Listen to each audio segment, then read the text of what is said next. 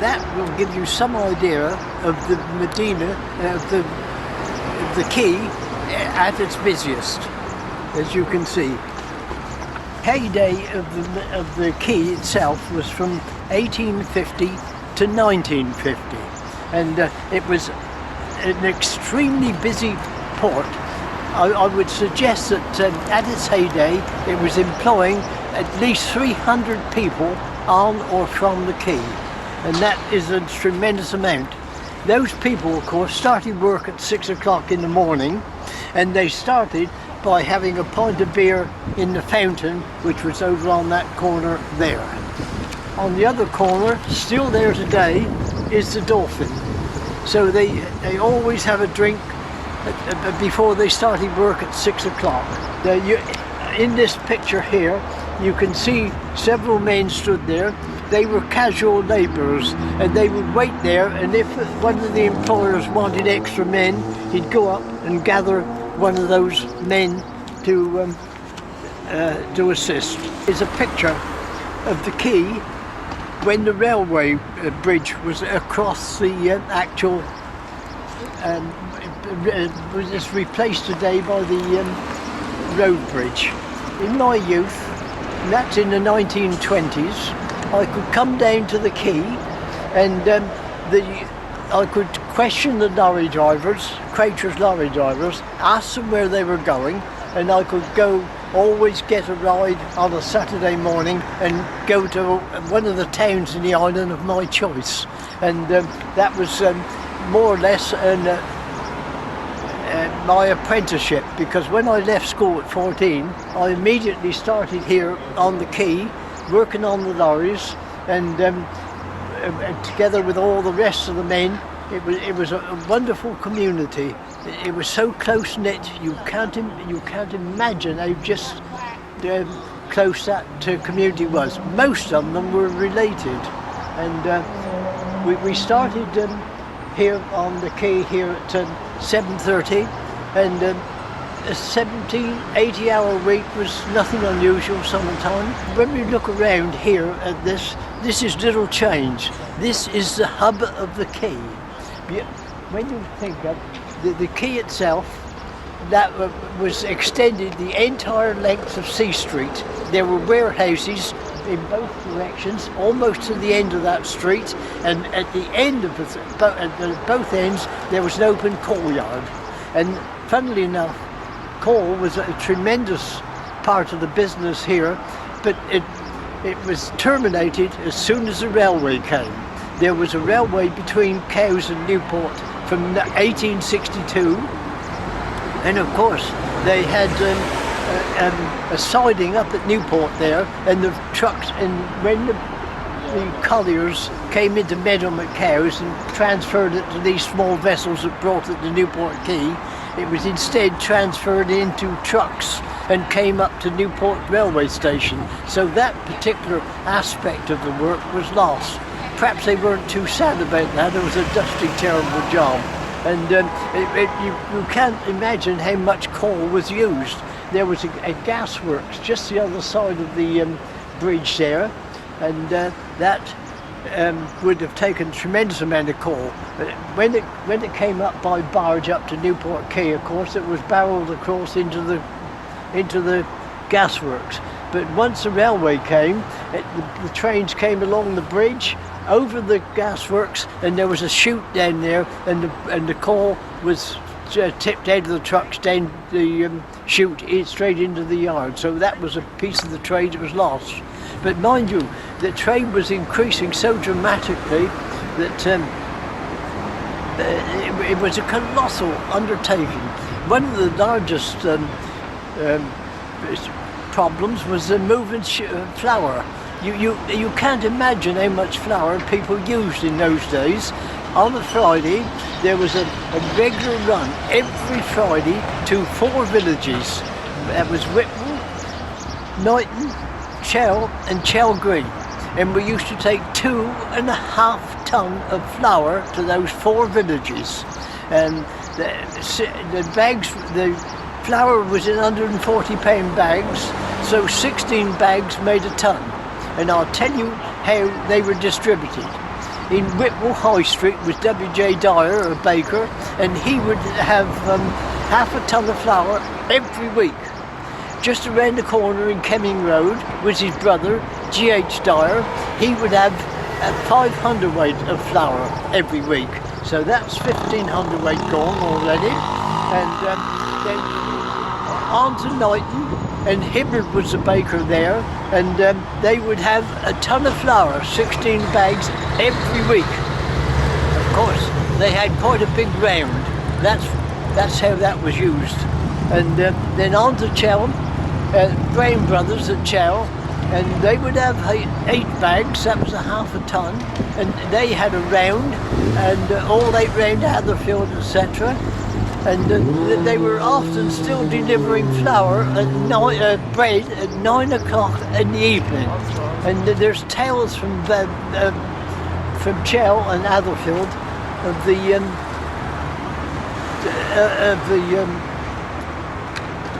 distribution of that bread.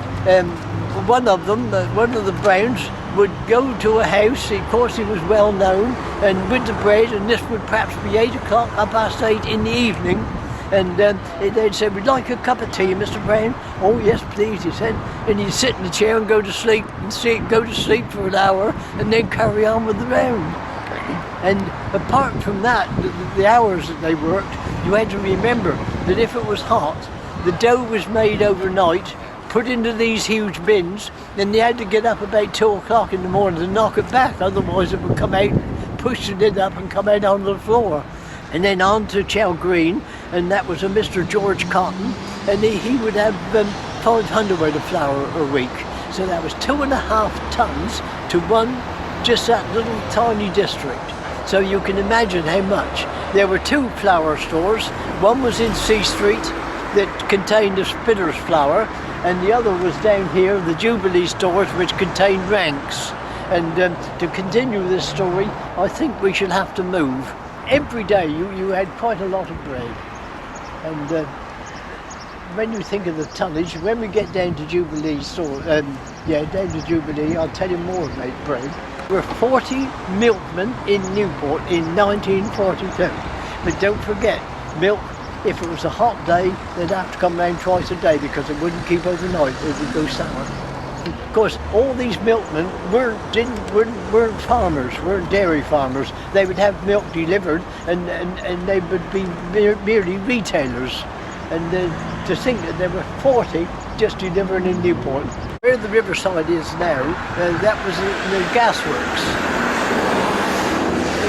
Gas was introduced into Newport in 1820, but the gasworks at that time was at Pan Bridge, and by 1850 it had grown.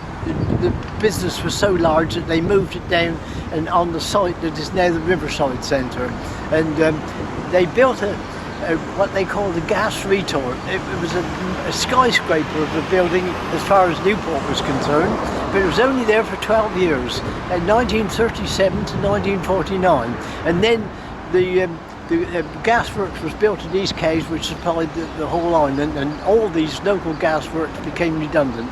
And that was cleared away, and you see what we got today. I was at Thetis Wharf in Medina Road of Cowes in 1940 when the Admiralty sent through a message that they were taking over 6 of the vessels, and the 6 vessels, they're all named there, and they were told, the crew, they could leave the vessels if they wished to do so, and they put a naval crew on board, but if they volunteered, and it was going to be a dangerous commission, they would be delighted because of their skill in handling this type of vessels. And there are all the names. The larger vessels you will find had a crew of 4. The smaller ones had a crew of 3. But if you look here, the funny thing is, when you look at the chamois, there's only 2. Of all those men, when they were told they were free to leave the vessels, only one opted to leave. And no one blamed him because he suffered badly with his nerves. And every one of those went. And Mark Hocking He's here somewhere. Oh, he was named jayhawking. He was 17 years of age, and he went to Dunkirk. What they were small and flat-bottom boats, and they could go up on the beach, and they picked up as many as they could get on board, take them out to the larger ships, and then go back again. And eventually, when the evacuation was more or less over, they loaded themselves with soldiers and brought them back to Dover. It was the stables for the borough of Newport, but we're coming to their grounds in just a minute. A subject I know little about is early motoring. What fuel did they use? If you go back to say 1900 with not more than a dozen cars on the island, what fuel did they use? But it was increasing, and of course during the First World War vehicles were increasing dramatically, and it was in 1920 that British Petroleum came and they built a depot here and had a pipe out to the quay wall, and they were only there for a short while. Trade was increasing so dramatic it was unsuitable. They moved over to Little London, and we shall see that as we go round there. One of these ancient vehicle rallies, and you will often see a 2-gallon can on the running board on the side of the vehicle, and it was sold in various places. There was no garages as we know them today, and you could go to an ironmonger's and even to a chemist and buy 2-gallon cans of petrol. It was incredible, wasn't it? Depot. And of course they employed quite a lot. When you think about the undertaking of a borough, that they'd done everything, collected the refuse, repaired the roads and everything else. They had quite a big depot here. The carpenters, all sorts, used to work from this place here.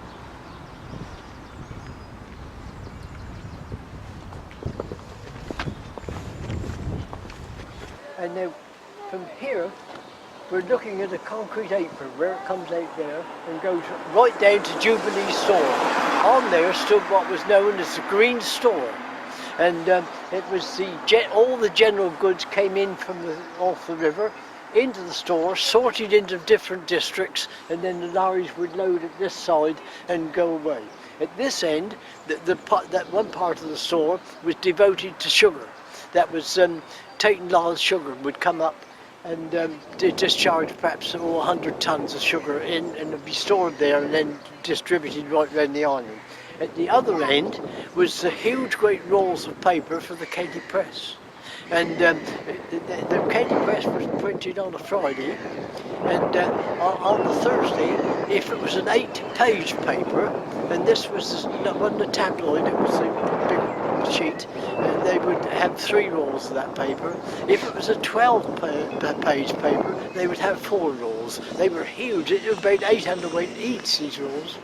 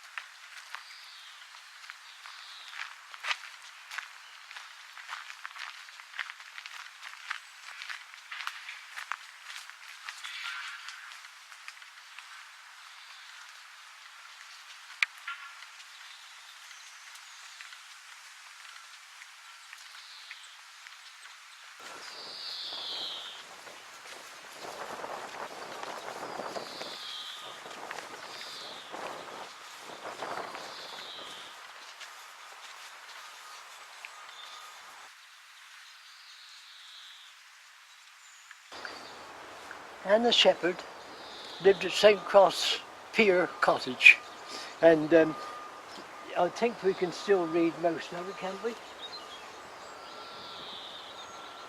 She had 12 children. She died in 1878, and she had 12 children, 77 grandchildren, and 74 great-grandchildren. So, and when she died, that ended the connection with the shepherds virtually on the quay itself. The shepherd story goes back to the 14th century. In 1340 there was a family of shepherds living in Powell Street in Newport. And then in 1375 there was a family of shepherds living in the High Street. That is a very important date. It was only 2 days before the French sacked the town, destroyed the town virtually. And what happened to the people, we can only guess that they went to Carisbrooke Castle for refuge. 1891, the abbot and brothers of St. Cross Priory housed a family of shepherds at St. Cross Pier. Why would they choose the shepherds to do that? Simply because if you look at the documents relating to the shepherds, they were fishermen. So they had boats. And the St. Cross Priory owned a lot of land right along the west bank of the Medina, including Ware Farm. And they were more or less a cell of God's house at Southampton. They used to grow vegetables and everything else, and shepherds used to take the brothers and all the produce over to God's house Southampton and bring back whatever had to come. And if you read the Southampton port documents, you will see the number of times that shepherds was in and out of that port. It's incredible. And that association from the 14th century right up until Anna Shepherd died, that's almost 6 centuries that shepherds was on the Medina. She's my great-great-grandmother. Must have been a good specimen of coloured beech, and on a normal beech root they grafted that. That's how you can retain a beautiful colour. The ministry, the then equivalent to the Ministry of Health, came down and closed quite a number of our churchyards. And so that meant you had to create cemeteries. But cemeteries are divorced from the church, because prior to that, almost everyone was buried in the shadow of the church, weren't they? So what they'd done, they created these places as arboretums, cemeteries, and to say, well, look, it's beautiful, do come here. You know. That was about 1850 when they came here. They closed Church Lytton. They closed Carisbrooke churchyard, and of course that created the cemetery up on Mountjoy. And at Cowes, I think that was 1854, they closed the churchyards around the churches there and made Northwood Cemetery. It'd been used for so many years that they were overfilled with bodies, yes.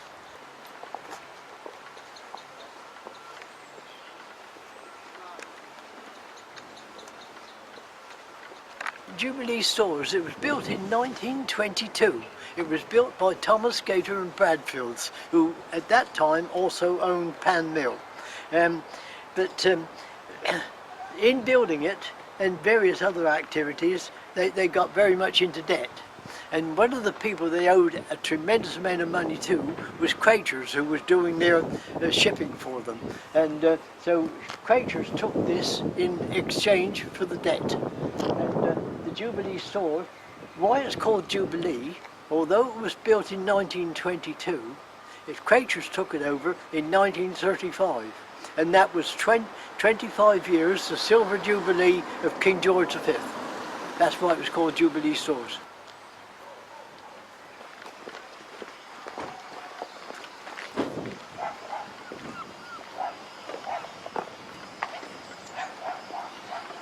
Health and safety at work.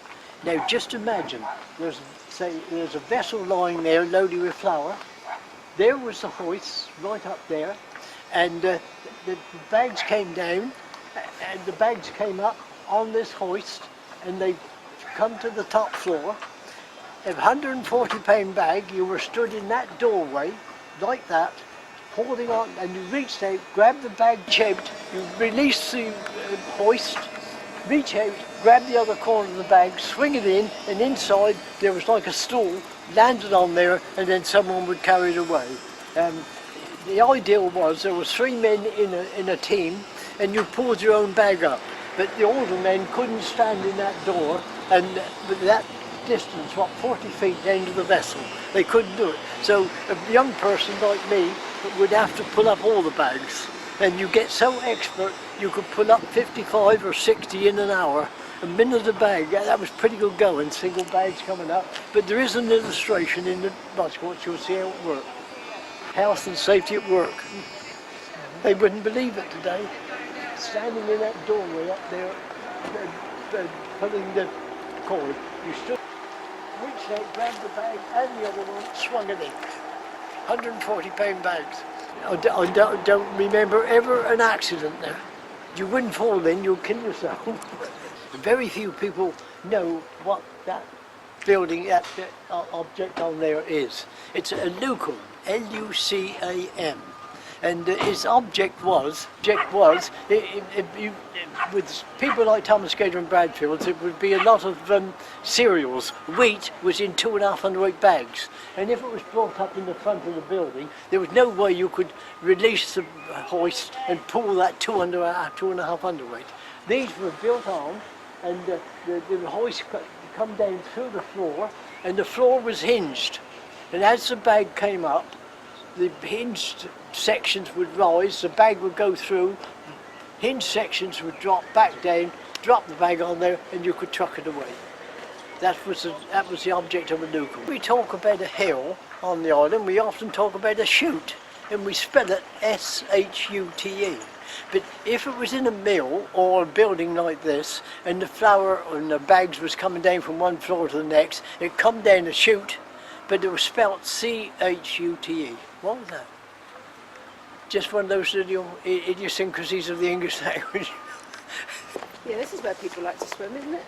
Even now there's people swimming up there. Building there belonged to H.W. Morey's, the timber merchants, and the sides were slatted so that the timber was stored in there, the wind could blow through it and season the wood, dry them out. And there were others up the quay there belonged to Alexander Sharp. Stream came down through, right from up Staplers, and it was all known as the Ferry Hole, and that's where the name Fairlea comes from, and that was where it joined the Medina. It still runs today.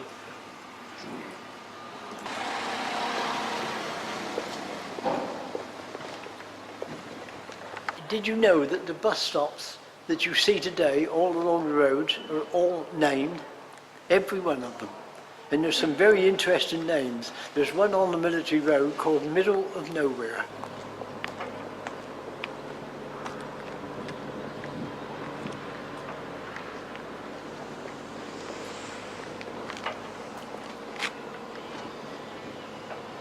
There were 3 of these hand cranes on the quay. The one right at the furthest end of the quay would raise 4 tons. The one in the middle would raise 8 tons. This one would raise 12 tons. Now, why that varied was because further you got downriver, more water you had. So if a vessel come up heavily laden, and he would come in under here, and they would pick up the containers or whatever. But if there was a container on there, and it weighed as much as 6 tons, that was never carried down in the hold. It was carried as deck cargo. They'd load the boat perhaps with flour or something and put this container on the top. When it came here, it was a hand winch, and it would take 8 men. If it was on the bottom in the bottom of the ship, it would take 8 men 25 minutes to raise that high enough to swing it round and put it onto a lorry. If it was carried as deck cargo, 2 minutes, just raise it a few feet, swing it round, and save so much time. They were experts at that sort of thing in those days. That building over there was a drawing store, and that again belonged to Thomas Gator and Bradfield's. The big store down there was the Vector Shipping, and the reason they escaped the nationalisation is because they were a shipping company, not a road vehicle company, and they escaped the nationalisation of transport in 1949. It was Royal Guy, Uriah Guy. He lived in C Street. He was retired. He was a man, I should think, at that time in his 70s, and he was supposedly dispensing the forerunner of Viagra's. And he was very well known, and of course we lads, we were interested in this, and we were always told that if we spoke to Royal Guy, we were to address him as Doctor. And we got together one day, 4 or 5 of us lads, and went to him to pester him for some of these the tablets. And he said, he said, I wouldn't dare do that. He said, the damage you were doing in Newport, you wouldn't believe it. He said, they know it come from me. And anyway, we kept on, all right, he said. So he put his hand in his pocket, pulled out this little flat tin, opened it up. Oh dear, he said, I've only got 1 tablet left. Picked it up, put it in his mouth and said, I should need that tonight. He was quite a character. That's comparatively modern. It's not more than 20 years old. Standing on that site, and you will see pictures of it, was Shepherd's Model Store. And I'll talk about it as we go down there. Standing here with the second bar cranes, it would pick up about 6 to 8 tons. But the story I want to tell you is this, that Shepherd's boat was over under the crane, picking up something, and of course Frank Shepherd was over in the store there, and I suppose he thought they were being a bit long about doing this, so he called across the water to the skipper of the ship, one Bill Gow, a more crustier fellow you couldn't imagine, and it started a terrible row that everybody enjoyed, of course, and it ended by Bill Gow shouting across to Frank Shepherd, the boss, when you're up there, pointing to the cemetery, he said, I'm coming up there every night. I'd be polite and say, and urinate on your grave. Frank Shepherd says, if you go first, I'll be up there every night. That's the kind of thing that went on.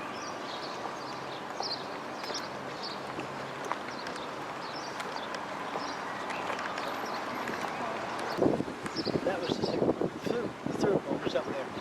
That would lift some 6 to 8 tons. The other one up the end of it. It's water shallower.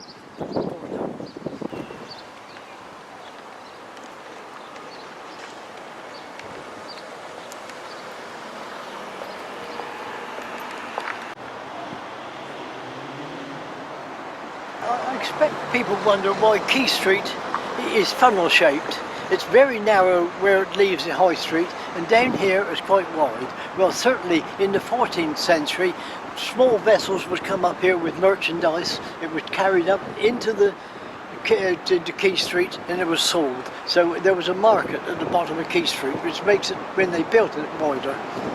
The court building premises there was Crater's Garage, and they garaged 16 lorries in there. Aldridge, he worked for Crater's, and it was in 1940, the war was on, and we had to provide fire watches, and that was a crew of 4 here on the warehouses in C Street, and 4 at Jubilee Store.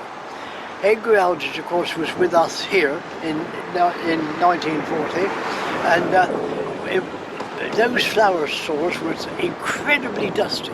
So one small corner was shut off with Hessian sacking, and it was against one of the doors that you could open out onto the water.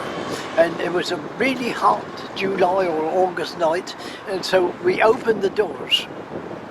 And there's a bar that locked the doors that going across. For some reason I've never understood, we took the bar out as well. Made no difference to the temperature. And Edgar was over in the Dolphin. And it was well after 10. We could hear him coming back, singing away, feeling his way through the stores. He lifted the Hessian sacking, came in, and made his way round there, singing away. 2 steps forward, 1 back, you know, round this Hessian sacking, got round the back over the river, led back, and it looked as though we went down the plug hole. And when we recovered, we lifted the Hessian sacking. He was standing in the river with water almost up to his armpits, cursing, quite sober. And that was one of Shepherd's stores. And in 1900, the first commercial cargo of bananas was unloaded into that store. It was so unusual, a lot of people had not seen a banana, let alone a bunch of bananas, perhaps 2 feet, 2'6", 3 foot high, with anything up to 24, 30 bunches of the hands of bananas on it. And Wapshot, who was a greengrocer, fruiter in St James's Street, came down and purchased one of these entire bunches. He put it in his window in St James's Street and crowds round looking at this bunch of bananas.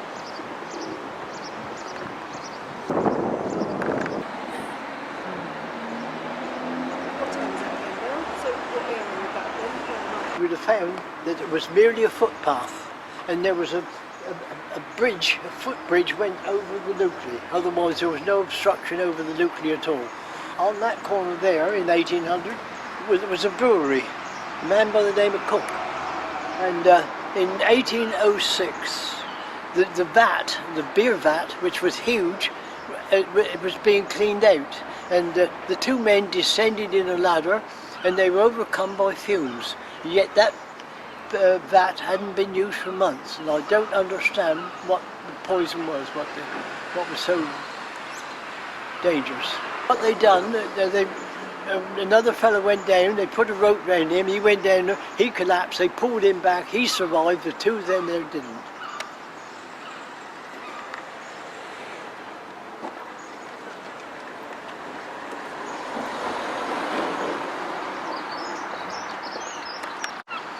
It was built over the Newport at that time. It was an open canal, apart from this one bridge over the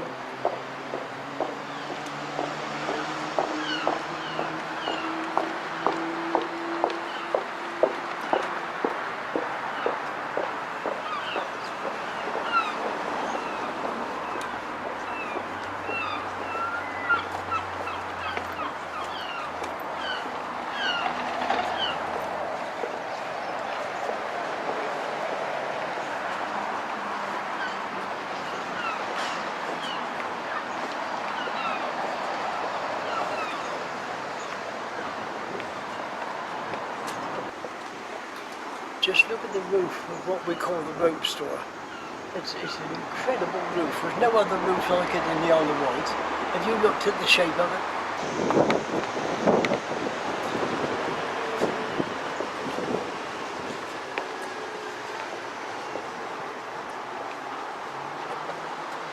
This end of the building is 13.5 feet. The other end is 33 feet. That's why you've got that strange shape of the roof. It's incredible. And I'll tell you how that came about.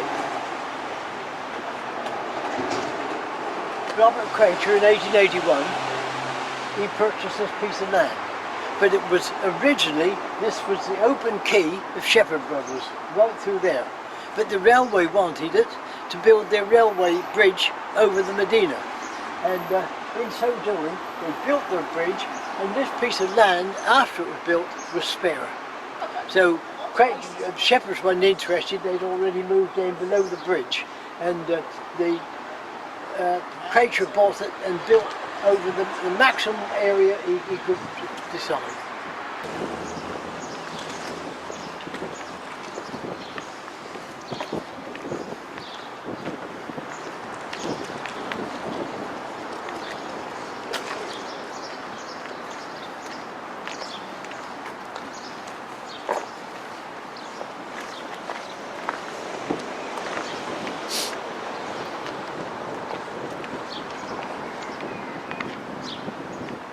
Now there's a tremendous story to this building here.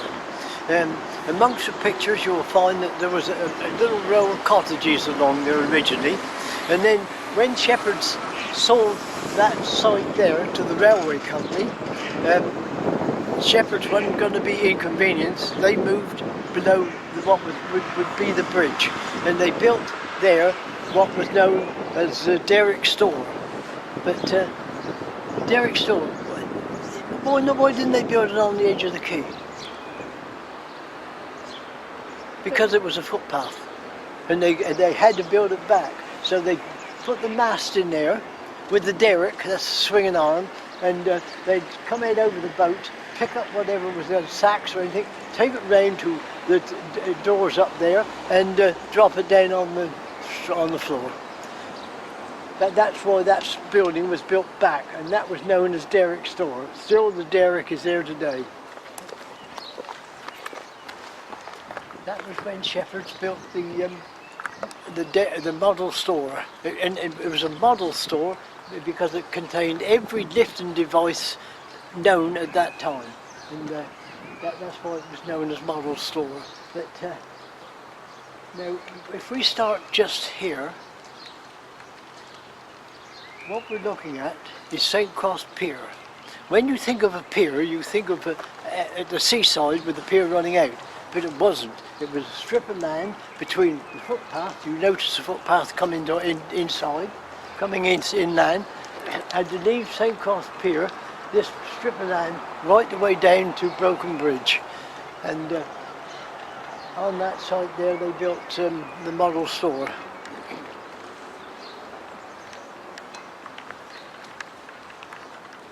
That's Shepherd's on there, see S for Shepherd's. Electric light didn't come to the island until 1900.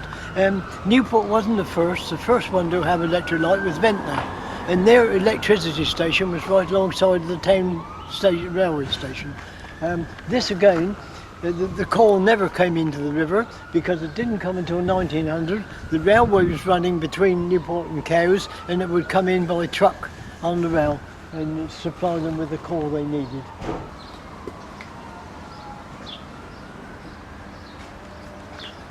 Cowes never had their own electricity station, and it was supplied from Newport. And a relic of that is if you walk the old rail track between Newport and Cowes, now a cycle track, alongside you'll find there's concrete posts about 2 feet, 2'6" high with a concave top. The cable went along the top of that one, and those posts are there almost complete from one end of the river to the other.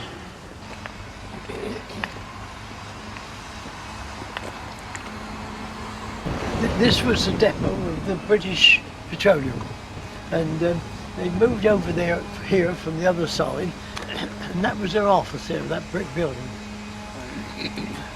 One that says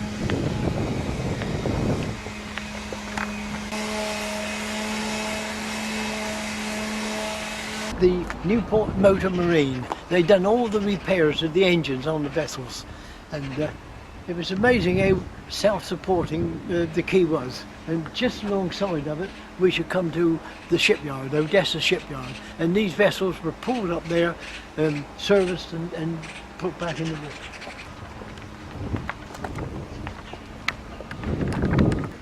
A huge building called the Ark, and it was built on the base of a lighter, and there's some good pictures of it, and then you will see the lighter beneath this structure. Throughout my lifetime, the Mew family lived there.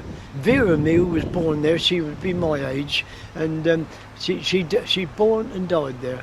She married a chap by the name of Smith who was working in there, and they lived there all their life. Lovely little cottage.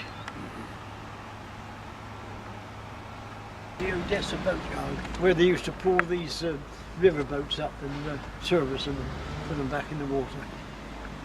That's where Anna Shepherd lived all her married life and died there. On this concrete apron was a terrace of houses known as black houses, but you will see in one of the photographs there of it as brick before it was pitched. They pitched the walls to make it waterproof, and it was known as black houses. One of Anna Shepherd's sons lived in there, and he opened one of them as a bar, and in some publications you'll see Black House pub, or in the others you'll see Black Horse. I think that's a corruption. That was all up. Anna Shepherd had a piece of grain over there, like a garden. Used to keep chickens and all that. How'd that go? Those belonged to Shepherds, and they were occupied by two families of knights. The one on the left was my father's sister. My father's sister married one of the knights and lived there. In this side, that's another night, Percy night. I went to school with him. He's my age. He was born in there. He still lives there. Yeah. Before Ada Knight moved into the left-hand one, she lived in one of the warehouses along C Street, a place called Sunlight Cottage, and it was on the first floor of this warehouse, and it was called Sunlight Cottage because they stocked all the soap that belonged to the Sunlight Company in that store. And they lived there with all the mice and the rats.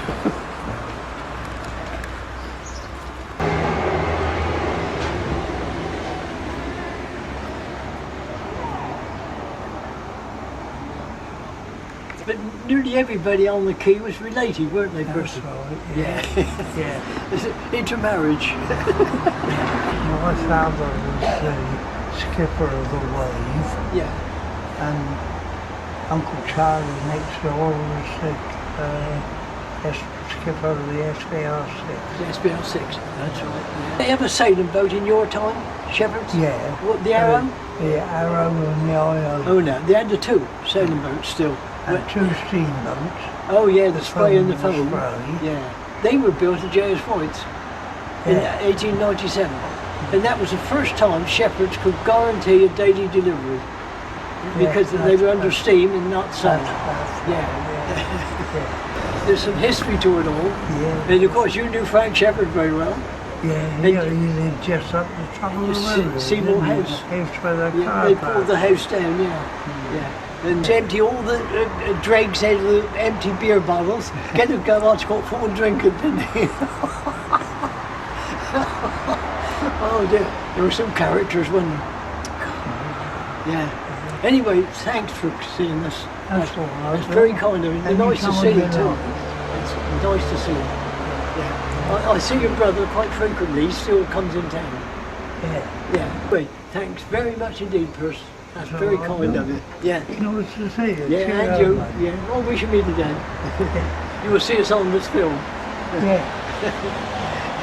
Cheers. Cheerio, Bill. Cheerio. Bye-bye.